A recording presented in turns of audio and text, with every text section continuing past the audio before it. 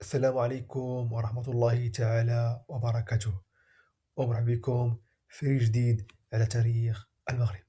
اليوم إن شاء الله غادي نهضروا على محمد الشيخ السعدي، وغادي نمشيو بالضبط للقرن السادس عشر الميلادي.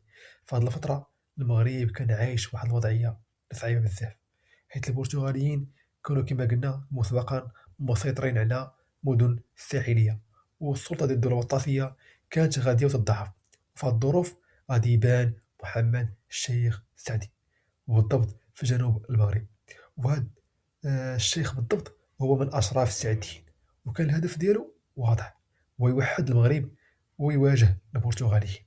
بدا النفوذ ديال السعديين يكبر تدريجيا في المنطقة ديال سوسة، ومن بعد توسع للشمال.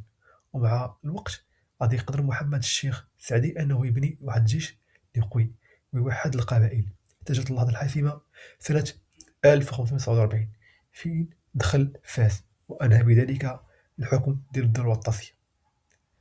من بعد غادي يولي محمد الشيخ السعدي سلطان على المغرب، ولكن التحديات ما غاديش توقف هنا. علاش؟ لأن الصراع مع القوى الأجنبية غادي يبقى مستمر، خصوصا مع إسبانيا والبرتغال. وفي سنة 1557 غادي يتعرض محمد الشيخ السعدي لعملية اغتيال اللي دبرها الخصوم ديالو.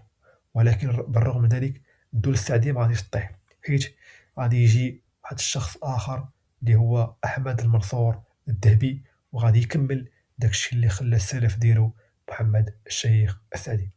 إلا وصلت لهنا دير لايك، خلي تعليق، وتابع الصفحة باش يوصلك كل جديد إن شاء الله.